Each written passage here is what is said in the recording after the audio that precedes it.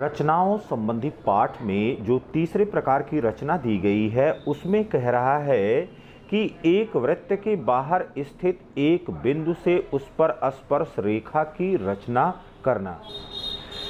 किसी वृत्त पर स्पर्श रेखा की रचना करते समय, कंस्ट्रक्शन करते समय हमको क्या ध्यान रखना है? सबसे पहली बात तो यह ध्यान रखना है कि यदि बिंदु वृत्त के अंदर स्थित होगा, जैसा कि इस चित्र में प्रदर्शित है कि यहाँ पर P बिंदु यह वृत्त के अंदर स्थित है, तो इस समय कोई स्पर्श रेखा आप खींच नहीं सकते हैं। अब दूसरी दशा यह हो सकती है कि यदि बिंदु वृत्त पर स्थित हो, तो यदि कोई बिंदु वृत्त पर स्थित होता है, जैसे यहाँ पर P बिंदु लिया गया है, इस दशा में एक और केवल एक स्पर्श रेखा खींची जा सकती है। अब तीसरी दशा यह है कि यदि बिंदु वृत्त के बाहर स्थित हो, जैसे कि यहाँ पर P बिंदु वृत्त के बाहर स्थित है, अब इस दशा में दो स्पर्श रेखाएं खींची जा सकती है। तो बाहर स्थित अगर कोई बिंदु है तो उस बिंदु से वृत्त पर दो स्पर्श रेखाएं खींची जा सकती हैं। रचना करते समय इन बातों का हमने ध्यान रखना है।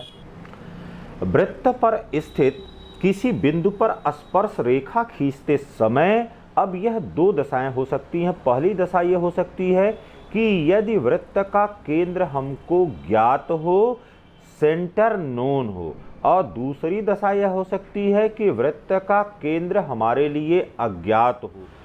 यदि वृत्त का केंद्र ज्ञात हो तो किस प्रकार से हम स्पर्श रेखा की रचना करते हैं? अब यहाँ पर हमने मान लिया है कि हमने एक वृत्त बनाना है जिसकी त्रिज्या 3 सेंटीमीटर के बराबर है और उस पर स्थित कोई बिंदु P है। तो सबसे पहले हमने क्या करना है? सबसे पहले हमने वृत्त की त्रिज्या को माप लेना है और वृत्त की त्रिज्या माप करके दी गई जो त्रिज्या है उस त्रिज्या की माप का सबसे पहले हमने एक वृत्त बना लेना है।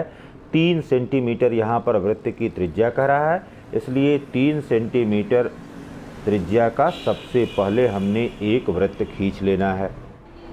अब 90 अंश का कोण बनाने के लिए हमने देखिए सबसे पहले 60 अंश का कट लगा लिया, फिर 120 अंश का कट लगा लिया। अब 60 और 120 से फिर आगे की ओर इस प्रकार से चाप लगाया और जहाँ पर यह दोनों एक दूसरे को काट रहे हैं उस कटान बिंदु को और P को मिलाते हुए हमने रेखा खींच देना है और इस रेखा को आप आगे तक एक्सटेंड कर दीजिए, आगे तक बढ़ा दीजिए। अब यहाँ पर देखिए बेटा, यह हमने कर लिया कि यहाँ पर अब यह T रेखा है और इसको आगे तक हमने T डैश के रूप में बढ़ा दिया है। तो यह T डैश P और T यह इस पर टेंजेंट हो गया या यह इस पर स्पर्श रेखा हो गई और यहाँ पर बना हुआ कोण कितने के बराबर है?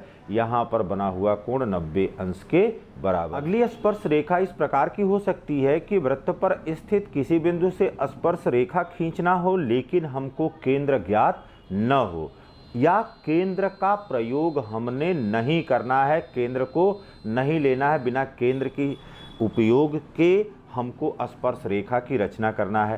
तो यहाँ पर एक वृत्त दिया गया है, कह रहा है कि वृत्त यहाँ पर कितने का है? यहाँ पर वृत्त जो है वो 4 सेंटीमीटर का वृत्त है।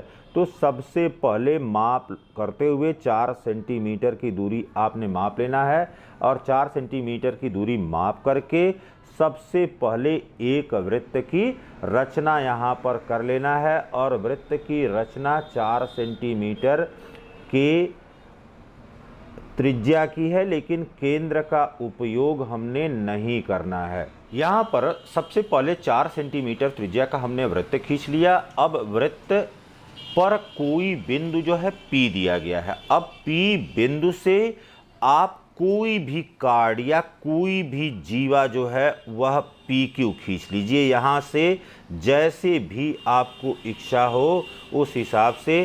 तो यहाँ पर हमने एक कार्ड खींच लिया PQ। अब अन्य कहीं पर, शेष भाग पर अन्य कहीं पर हमने एक बिंदु लेना है। यह बिंदु हमने कह दिया कि यह R बिंदु है, R लिया। अब क्या किया? इस R को हमने P से मिला देना है, इस R को P से मिला देना है और R को ही Q से मिला देना है। R को P से मिला दिया और R को Q से यहाँ पर मिला दिया। यह काम हमने कर लिया। तो कार्ड सबसे पहले खींचा या जीवा खींचा। जीवा खींचने के बाद अब वृत्त के शेष भाग पर हमने एक R बिंदु लिया, R को P से और R को Q से मिला दिया। अब इस R बिंदु पर बनने वाले कोण के बराबर कोण यहाँ P बिंदु पर बनाना है और इस PQ जीवा के विपरीत दिशा में बनाना है। तो सबसे पहले हमने यहाँ पर कोण पता करना है कि कितना कोण है।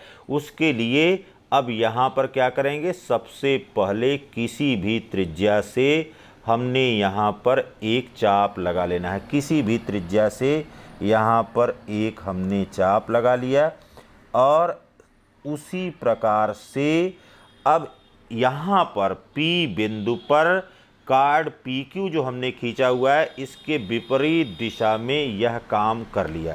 ठीक है बेटा। अब इसको कोण को माप लेना है कि कितना कोण यहाँ पर बन रहा है। तो यहाँ पर देखिए प्रकार की नोक यहाँ पर रखते हुए और इस दूरी को मापते हुए कि कितना दूरी पर यह बन रहा है, उतना ही भाग अब यहाँ से काट लेना है। इस बिंदु से उतना ही भाग हमने काट लेना है।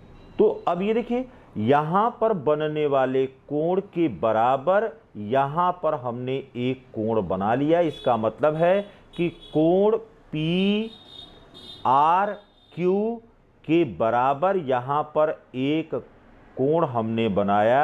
यह है QP और इसको अब आगे इसके कट से मिलाते हुए आगे बढ़ाएंगे और आगे बढ़ाते हुए इसको नाम दे दिया कि यह Y है। ठीक बाबू।